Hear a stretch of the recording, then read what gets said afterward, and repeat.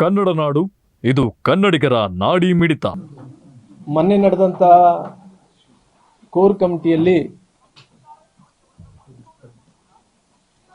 ಸನ್ಮಾನ್ಯ ನಮ್ಮ ರಾಜ್ಯದ ಉಸ್ತುವಾರಿಗಳಾದಂಥ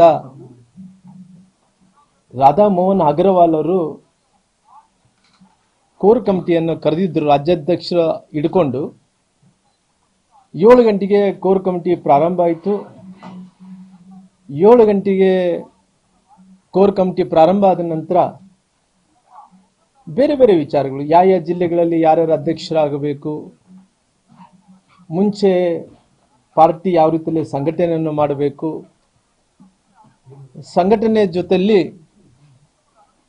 ಈ ರಾಜ್ಯದಲ್ಲಿ ಪುನಃ ಅಧಿಕಾರಕ್ಕೆ ಬರಬೇಕು, ಯಾವ ರೀತಿಯಲ್ಲಿ ಬರಬೇಕು ಅನ್ನೋಂಥ ವಿಚಾರವನ್ನು ಚರ್ಚೆ ಆಯಿತು. ಹತ್ತತ್ರ 1 ತಾಸು ತನಕ ಕೂಡ ಬಹಳಷ್ಟು ಒಂದು ರೀತಿ ಸಮಾಧಾನದಿಂದನೇ ಅಲ್ಲಿ ಚರ್ಚೆ ಆಗ್ತಾ ಇತ್ತು. ಅವರು ಸನ್ಮಾನ್ಯ ಉಸ್ತುವಾರಿಗಳಾದಂಥ ಸನ್ಮಾನ್ಯ ರಾಧಾ ಮೋಹನ್ ಅಗ್ರವಾಲ್ ಅವರು ನೇರವಾಗಿ ಅಂದ್ರೆಗಿನ ಒಬ್ಬ ಮನುಷ್ಯನ ಯಾವ ರೀತಿಯಲ್ಲಿ ಅಸಹ್ಯವಾಗಿ ನೋಡ್ತಾನೋ ಆ ರೀತಿಯಲ್ಲಿ ಅಸಹ್ಯವಾಗಿ ನೋಡಿ ನನ್ನ ಮುಖದ ಮೇಲೆ, ಅಂದ್ರೆ ಆ ಕಡೆ ಈ ಕಡೆ ಕೂಡ ಒಳ್ಳಿಲ್ಲ, ಆತ ಹೆಂಗ್ ನೋಡಿದ್ದಂತ ಕಣ್ಣುಗಳು ನೋಡಿದ್ರೆ ಅಂದ್ರೆ ಎಷ್ಟು ಆ ಮನುಷ್ಯನಲ್ಲಿ ನನ್ನ ಮೇಲೆ ಯಾರೋ ಏನೋ ಹೇಳಿ ಯಾವ ರೀತಿಯಲ್ಲಿ ಆ ಮನುಷ್ಯನನ್ನ ಮನಸ್ಸು ಯಾವ ರೀತಿಯಲ್ಲಿ ಪಾಯ್ಸನ್ ಮಾಡಿದರೂ ಗೊತ್ತಿಲ್ಲ ಆಗ್ಲಿ. ಆ ಮನುಷ್ಯ ನೇರವಾಗಿ ನೋಡಿ ಯಾವ ರೀತಿಯಲ್ಲಿ ಮನುಷ್ಯನ ಮೇಲೆ ಉಗುಳ್ತಾನೋ ಆ ರೀತಿಯಲ್ಲಿ ನೋಡಿ ನೇರವಾಗಿ ಹೇಳ್ದ, ರಾಮುಲು ಅವರು ಇವತ್ತು ಸಂಡೂರು ಸೋಲಿಕ್ಕೆ ನೀನೇ ಕಾರಣ ಅನ್ನಂತ ಆರೋಪಣೆಯನ್ನು ಮಾಡಿದ್ರು. ನಾನು ಹೇಳಿದೆ, ನೋಡಿ ಸರ್, ಈ ರೀತಿ ಆರೋಪಣೆ ಮಾಡೋದು ಸರಿಯಲ್ಲ. ಯಾಕಂದ್ರೆ ನಾನು ನಾಮಿನೇಷನ್ ಆದ ನಂತರ ನಾಮಿನೇಷನ್ ದಿನ ಹೋಗಿದ್ದೀನಿ, ನಾಮಿನೇಷನ್ ಆದ ನಂತರ ಕೂಡ ಕೊನೆಯ ದಿನದ ತನಕ ಕೂಡ ಒಂದು ದಿನ ಶಿಗ್ಗಾವಿನ ನಮ್ಮ ಭರತ್ ಬೊಮ್ಮಾಯಿ ಅವರ ಪರವಾಗಿ ಪ್ರಚಾರವನ್ನು ಮಾಡಿದ್ದೀನಿ. ನಂತರ ಎಲ್ಲ ಉಳಿದಂತ ಎಲ್ಲ ದಿನಗಳು ನಾನು ಸಂಡೂರಲ್ಲೇ ನಾನು ಕೆಲಸವನ್ನು ಮಾಡಿದ್ದೀನಿ. ಬಹುಶಃ ಈ ರೀತಿ ಆರೋಪಣೆ ಮಾಡೋದ್ರಿಂದ ನಾನು ಇವತ್ತು ಸುಮಾರಾಗಿ 30 ವರ್ಷಗಳ ಕಾಲ ರಾಜಕಾರಣವನ್ನು ಮಾಡ್ತಾ ಇದ್ದೀನಿ, ಇವತ್ತು ಕಳಂಕವನ್ನು ಹೊತ್ಕೊಂಡಂಗಾಗುತ್ತೆ ಅಂತೇಳಿ ನಾನು ಅವ್ರಿಗೆ ಉಸ್ತುವಾರಿಗಳಾದಂಥ ರಾಧಾ ಮೋಹನ್ ಅಗ್ರವಾಲ್ ಅವರಿಗೆ ನಾನು ತಿಳಿಸಿದ ನಂತರ ಕೂಡ ಅವ್ರು ಏನು ಹೇಳಿದ್ರು, ಇಲ್ಲ ನೀವೆಲ್ಲ ಸರಿ ಇಲ್ಲ, ನೀವೆಲ್ಲ ಕೂಡ ಡಬಲ್ ಗೇಮ್ ಮಾಡ್ತೀರಿ, ನೀವೆಲ್ಲ ಹಿಂಗ್ ಮಾಡ್ತೀರಿ ಹಂಗ್ ಮಾಡ್ತೀರಿ. ನೋಡಿ ಸರ್, ಈ ರೀತಿ ನೀವು ಆರೋಪಣೆ ಮಾಡೋದು ಸರಿಯಲ್ಲ. ಯಾಕಂದ್ರೆ ಯಾರು ತಪ್ಪಿದಸ್ತಿದ್ದಾರೋ ಅವ್ರ ಬಗ್ಗೆ ನೀವು ಹೇಳ್ರಾಗ್ಲಿ, ನಮ್ಮ ಬಗ್ಗೆ ನೇರವಾಗಿ ನೀವೇ ಸಂಡೂರು ಸೋಲಿಕ್ಕೆ ಕಾರಣ ಅನ್ನಂತ ಮಾತು ಏನು ಹೇಳಕ್ ಹೋಗ್ತಾ ಇದ್ರು, ಅದು ಸರಿಯಲ್ಲ ಅನ್ನೋಂಥದ್ದು ನಾನು ಗಟ್ಟಿಯಾಗಿ ವಾದಿಸಿದೆ. ಯಾಕಂದ್ರೆ ಇವತ್ತು ನನ್ನ ಜೀವನದಲ್ಲಿ, ರಾಜಕೀಯ ಜೀವನದಲ್ಲಿ ಯಾವತ್ತೂ ಕೂಡ ಕಳಂಕಿಲ್ಲಾರ್ದಂತೆ, ಯಾರೇ ಆರೋಪಣೆ ಮಾಡಲಿ ಕಳಂಕಿಲ್ಲಾರ್ದಂತೆ ರಾಜಕಾರಣವನ್ನು ಮಾಡ್ಕೊಂತ ಬಂದಿದ್ದೀನಿ. ಹಂಗಾಗಿ ಅವತ್ತಿನ ಸಂದರ್ಭದಲ್ಲಿ ಕೂಡ ನಾನು ಮೊನ್ನೆ ನಡೆದಂತ ಕಾರ್ಯಕ್ರಮದಲ್ಲಿ ಕೂಡ ಬಹಳ ಸ್ಪಷ್ಟವಾಗಿ ಹೇಳಿದೆ, ನೋಡಿ ಸರ್, ಈ ರೀತಿ ಆರೋಪಣೆ ಮಾಡೋದು ಬೇಡ. ಹಂಗಂದ್ರೆ ನಾನು ನೇರವಾಗಿ ನೀವು ಈ ರೀತಿ ನನ್ನ ಅಪಮಾನ ಮಾಡ್ತಾ ಇದ್ದೀರಿ, ನನ್ನ ನೋವನ್ನು ಕೊಡ್ತಾ ಇದ್ರಿ. ಎಲೆಕ್ಷನ್ದಲ್ಲಿ ಕೂಡ 2 ಬಾರಿ ಸೋತೋಗಿದ್ದೀನಿ ನಾನು, ಲೋಕಸಭೆ ಸೋತೀನಿ, ವಿಧಾನಸಭೆ ಕೂಡ ಸೋತೋಗಿನಿ. ನೋವು ಅಂತ ಐತೆ. ಇವತ್ತು ಗಾಯದ ಮೇಲೆ ಬರೆ ಹೇಳಕ್ ಹೋಗ್ಬೇಡ್ರಿ ದಯವಿಟ್ಟು. ಈ ರೀತಿ ಮಾಡೋದ್ರಿಂದ ನನಗೆ ಇಷ್ಟ ಇಲ್ಲ ಅಂತೇಳಿ ನಾನೇನ್ ಮಾಡಿದೆ, ಎದ್ದು ಹೋಗೋಕೆ ಪ್ರಯತ್ನವನ್ನು ಮಾಡಿದೆ. ಎದ್ದು ಹೋಗೋಕೆ ಪ್ರಯತ್ನವನ್ನು ಮಾಡಿದಂಥ ಟೈಮಲ್ಲಿ ಸನ್ಮಾನ್ಯ ಎಲ್ಲ ನಮ್ಮ ನಾಯಕರು, ನಮ್ಮ ಬಸವರಾಜ ಬೊಮ್ಮಾಯಿ ಇದ್ರು, ಅಶೋಕ್ ಅವರು ಇದ್ರು, ನಂತರ ನಮ್ಮ ಸದಾನಂದ ಗೌಡರು ಇದ್ರು, ನಂತರ ನಮಗೆ CT ರವಿ ಅವರು ಇದ್ರು. ಅವರೆಲ್ಲರೂ ಸೇರಿ ರಾಮುಲು ಹಂಗೆ ಎದ್ದೋಳೋದು ಅದು ಶೋಭೆ ಅಲ್ಲ ಅಂತ ಹೇಳಿದ್ರು. ಇಲ್ಲ, ನಾನು ಎದ್ದೋಳಕ್ಕೆ ಹೋಗಲ್ಲ ಸರ್, ಇವತ್ತು ನನ್ನ ನೋವಾಗಿದೆ, ಅದನ್ನು ವ್ಯಕ್ತಪಡಿಸಲಿದ್ರೆ ಇವತ್ತು ಈ ಮಾಧ್ಯಮಗಳ ವಿಚಾರದಲ್ಲಿ ಇವತ್ತು ಈ ವಿಚಾರವನ್ನು ನಾನು ಪ್ರಸ್ತಾಪನೆಯನ್ನ ಮಾಡಲಿದೆ. ಅವ್ರು ಹೇಳಿದಕ್ಕೋಸ್ಕರವಾಗಿ ನಾನು ಹೇಳ್ತಾ ಇದ್ದೀನಿ.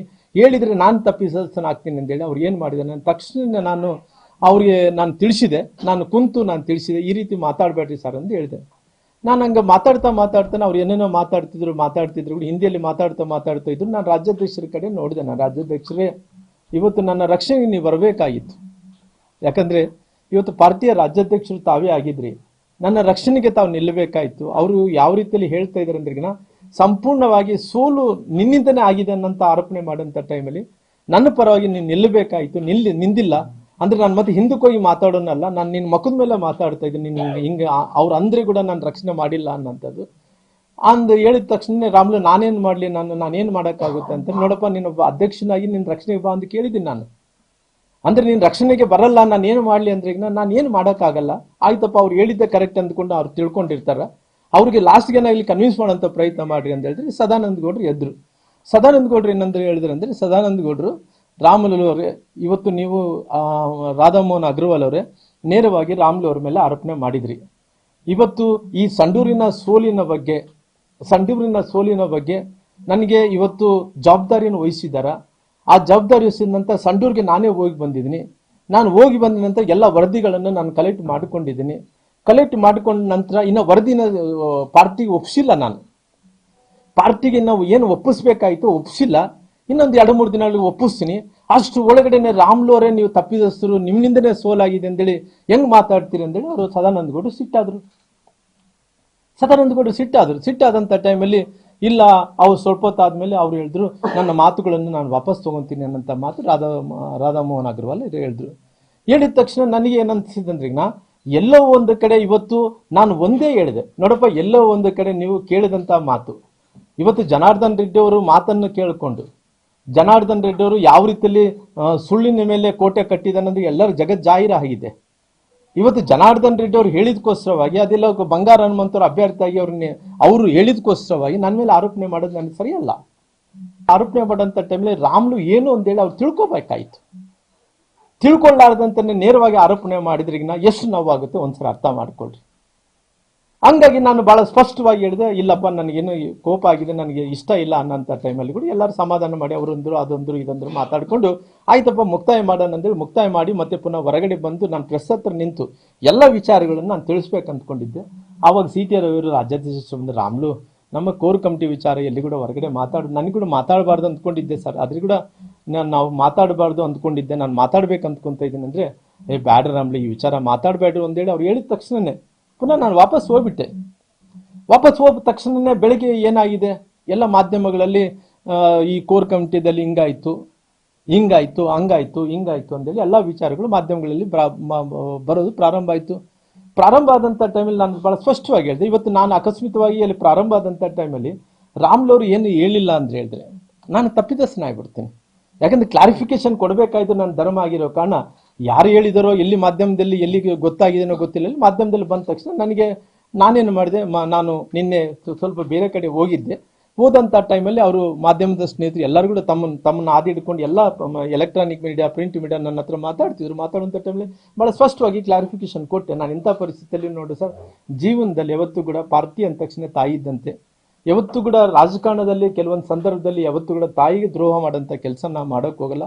ಯಾವತ್ತಿದ್ರೂ ಕೂಡ ನೇರವಾಗಿ ಮಾಡ್ತೀವಿ ಅಂದರೆ ಮಾಡ್ತೀವಿ, ಮಾಡಲ್ಲ ಅಂದರೆ ಮಾಡಲ್ಲ, ನೇರವಾಗಿ ಹೇಳ್ತೀವಿ. ಯಾವತ್ತೂ ಕೂಡ ನನಗೆ ಭಾಳಷ್ಟು ಮಂದಿ ಕೇಳಿದಂಥ ಟೈಮಲ್ಲಿ ಕೂಡ ಆ ಕಲ್ಚರ್ ಅನ್ನೋಂಥದ್ದು ನಮ್ಮ ಯಾರು ಹಿರಿಯರು ನಮಗೆ ಹೇಳ್ಕೊಟ್ಟಿಲ್ಲ. ಯಾವತ್ತೂ ಕೂಡ ಆ ರೀತಿ ಮಾಡೋಂಥ ವ್ಯಕ್ತಿಗಳೇ ನಾವಲ್ಲ ಅನ್ನೋಂಥ ಕ್ಲಾರಿಫಿಕೇಶನ್ ಕೂಡ ನಿನ್ನೆ ಕೊಡೋಂಥ ಕೆಲಸ ಮಾಡಿದೆ. ಮಾಧ್ಯಮಗಳು ಕೂಡ ಎಲ್ಲ ವಿಚಾರಗಳನ್ನು ತಿಳಿಸುವಂಥ ಕೆಲಸ ನಾನು ಮಾಡಿದ್ದೀನಿ. ಯಾವತ್ತೂ ಕೂಡ ರಾಮುಲು ಅವರು ಇವತ್ತು ಕೇವಲ ಯಾರೋ ಒಬ್ಬರಿಂದ ಇಲ್ಲ ನಾನು ಬೆಳೆಸಿದ್ದೀನಿ, ಅವ್ರು ಏನು ಹೇಳಕ್ ಬಯಸಿದಾರೆ ಅಂದ್ರೆ ನನ್ನ ಕ್ರಿಮಿನಲ್ ಆಗಿ ಬಿಂಬಿಸಕ್ ಹೋಗಿದಾರ. ಎಲ್ಲರಿಗೂ ಗೊತ್ತಿದೆ ಇಲ್ಲಿ ರಾಮುಲು ಅವ್ರು ಹೆಂಗ್ ಬೆಳೆದಿದಾರ ಹೆಂಗಿಲ್ಲ ಅಂತೇಳಿ. ನನ್ನ ಮೇಲೆ ಒಂದು ಕ್ರಿಮಿನಲ್ ಕೇಸ್ ನೋಡ್ತೀವಿ. ಈ ಫಿಡಲ್ ಸಿಸ್ಟಮ್ ವಿರುದ್ಧ ಹೋರಾಟಗಳು ಅನ್ನೋದು ಬಿಟ್ರೆ, ಹೋರಾಟಗಳ ಮೂಲಕ ನಾನು ಅವತ್ತಿನ ಸಂದರ್ಭದಲ್ಲಿ ಜೈಲಿಗೆ ಹೋಗಿರ್ಬೋದು, ಬೇರೆ ಆಗಿರ್ಬೋದು. ನಂತರ ಯಾವ ಒಬ್ಬ ಮನುಷ್ಯನಿಗೆ ಒಂದು ತೊಂದರೆ ಮಾಡಿದ್ದು ನಾನು ಎಲ್ಲ ಒಂದು ಕಡೆ ರಾಮುಲು ಅವರು ವೈಯಕ್ತಿಕವಾಗಿ ಹಾನಿ ಮಾಡಿದನಪ್ಪ, ಅದರಿಂದ ತೊಂದರೆ ಆಗಿದೆ ಅನ್ನಂತ ಮಾತು ಒಂದು ನೋಡ್ಸಿರಿ, ಬೇಕಾದ್ರೆ ಅದು ಸರೆಂಡರ್ ಆಗ್ತೀನಿ. ಅವ್ರು ನಾನು ಕ್ರಿಮಿನಲ್ ಅನ್ಸೋದು ಬಿಂಬಿಸೋದು ಫಿಡಲ್ ಸಿಸ್ಟಮ್ ವಿರುದ್ಧ ಹೋರಾಟ ಮಾಡಿದಕ್ಕೋಸ್ಕರ ಈ ರೀತಿ ಮಾಡೋತಾರಲ್ಲ, ನಾನು ಬಡವರು ಎಲ್ಲಿರ್ತಾರೋ ಅಲ್ಲಿ ಇದ್ದೇ ಇರ್ತೀನಿ. ರಾಮುಲು ಇವತ್ತಲ್ಲ, ರಾಜಕಾರಣ ಇರ್ಲಿದ್ದೋಗ್ಲಿ, ಬಡವರು ಇದ್ದಿದ್ದ ಕಡೆ ರಾಮುಲು ಇರ್ತಾನ. ಹಂಗಾಗಿ ಇವತ್ತು ಎಲ್ಲ ವಿಚಾರಗಳು ನೋಡಿದಂಥ ಟೈಮಲ್ಲಿ ಎಲ್ಲ ಒಂದು ಕಡೆ ಹೇಳ್ತಾ ಇದ್ರು ನಾನೇ ಬೆಳೆಸಿದ್ದೀನಿ. ಯಾರು ಬೆಳೆಸಬೇಕಾಗುತ್ತೆ? ಯಾರನ್ನ ಬೆಳೆಸೋಕ್ಕಾಗಲ್ಲ ಈ ಪ್ರಪಂಚದಲ್ಲಿ. ಅವರು ಹಣೆ ಬಾರದಲ್ಲಿ ಇರಬೇಕು, ಯಾರು ಬೆಳೆಸ್ಬೇಕು ಯಾರು ಬೆಳೆಸ್ಕೊಳಕ್ಕಾಗಲ್ಲ ಅಂತೇಳಿ. ಮನುಷ್ಯ ಇಷ್ಟು ವರ್ಷಗಳ ಕಾಲ ರಾಜಕಾರಣದಲ್ಲಿ ಮುಂದಕ್ಕೆ ಹೋಗ್ತಾ ಇದ್ದೀನಿ ಅಂದ್ರಿಗಿನ ಇವತ್ತು ರಾಜ್ಯದ ನಾಯಕರು, ಕೇಂದ್ರ ನಾಯಕರು ರಾಮುಲು ಅವರ ತಕ್ಷಣ ಗುರುತಿಸ್ತಾ ಇದ್ದಾರೆ ಅಂದ್ರಿಗಿನ ಇವತ್ತು ಸೋತಿದ್ರು ಕೂಡ ನನಗೆ ಗೌರವ ಸಿಗ್ತಾ ಇತ್ತು ಅಂದ್ರೆ ನಾನು ಮಾಡಿದಂಥ ಶ್ರಮ. ಹಂಗಾಗಿ ಇವತ್ತು ಜನರು ಗುರುತಿಸಂತ ಕೆಲಸ ಮಾಡ್ತಾರ. ಹಿಂಗಾಗಿ ಇದೆಲ್ಲ ಆದ ತಕ್ಷಣ ಇವತ್ತು ಹಿಂಗ ಅನ್ನೋ ಮಾತಾಡೋದು, ನನ್ನ ಕ್ರಿಮಿನಲ್ ಅಂತ ಬಿಂಬಿಸೋದು, ನಾವೇ ಬೆಳೆಸಿದೀವಿ ಅನ್ನೋಂಥದ್ದು. ಅವ್ರು ಏನು ಕ್ರಿಮಿನಲ್ ಬ್ಯಾಕ್ ಗ್ರೌಂಡ್ ಬಗ್ಗೆ ಅವ್ರು ಏನು ಇವತ್ತು ಸಾಚಾ ಅಂತೇಳಿ ಏನು ಮಾತಾಡ್ತಾ ಇದ್ರು, ನನ್ನ ಹತ್ರ ದಾಖಲಾತಿ ಇದಾವ. ಇವತ್ತು ನನ್ನ ಹತ್ರ ದಾಖಲಾತಿ ಮೂಲಕ ನಾನು ಮಾತಾಡ್ತೀನಿ. ಅವ್ರೇನು ಬಿಚ್ಚು ಬಿಡ್ತೀವಿ ಇನ್ನ ಮುಂದೆ ಏನೋ ಎಷ್ಟೋ ಸೀರಿಯಲ್ಗಳು ಎಪಿಸೋಡ್ಗಳಲ್ಲ, ನನ್ನ ಹತ್ರ ಸಾಕ್ಷಿ ಸಮೇತ ಅವ್ರು ಏನೇನು ಮಾಡಿದಾರೆ ಅನ್ನೋ ನನ್ನ ದಾಖಲಾತಿ ಇದಾವೆ. ಸಮಯ ಬಂದಂತ ಟೈಮಲ್ಲಿ ಎಲ್ಲ ದಾಖಲಾತಿಗಳು ಜನರ ಮುಂದೆ ಇಡ್ತೀನಿ, ಅವ್ರು ಏನೇನು ಮಾಡಿದಾರೆ ಅನ್ನಂಥದ್ದು. ಅವ್ರೇನು ಸಹಜ ನಾನು ಇಲ್ಲ ನಾನು ಬಹಳ ಪ್ರಾಮಾಣಿಕ ಅಂತ ಏನು ಹೇಳ್ತಾ ಇದ್ದಾರೋ, ನನ್ನ ಹತ್ರ ದಾಖಲಾತಿ ಇದಾವೆ. ಅವ್ರು ಏನೇನ ಕೃತ್ಯಗಳು ಮಾಡಿದಾರೆ ಎಲ್ಲ ಕೃತ್ಯಗಳದ್ದು ದಾಖಲಾತಿ ಇದಾವೆ. ದಾಖಲಾತಿ ಹಿಡ್ಕೊಂಡು ಮಾತಾಡ್ತೀನಿ. ಟೈಮ್ ಬರಲಿ, ಟೈಮ್ ಬಂದಂತ ಟೈಮಲ್ಲಿ ಅವ್ರ ಹಣೆ ಬರೋನ್ನು ಬಿಚ್ಚಿ ಜನರ ಮುಂದೆ ಇಡ್ತೀನಿ. ಅಷ್ಟು ಸುಲಭವಾಗಿ ರಾಮುಲು ಬಗ್ಗೋನಲ್ಲ. ಜೀವನದಲ್ಲಿ ಅನೇಕ ಹೋರಾಟಗಳನ್ನು ಮಾಡ್ಕೊಂತ ಬಂದಿನಿ. ಇವತ್ತು ದಾರಿಯಲ್ಲಿ ಹೋಗುವಂಥವ್ರು ನಾನು ಬೆಳೆಸಿದ್ದೀನಿ, ನಾನು ದೊಡ್ಡವನು, ನಾನು ಬೆಳೆಸಿದ್ಕೋಸ್ಕರ ಇಷ್ಟು ಮಂದಿ ಆದರು, ಇಷ್ಟ ಆಯಿತು.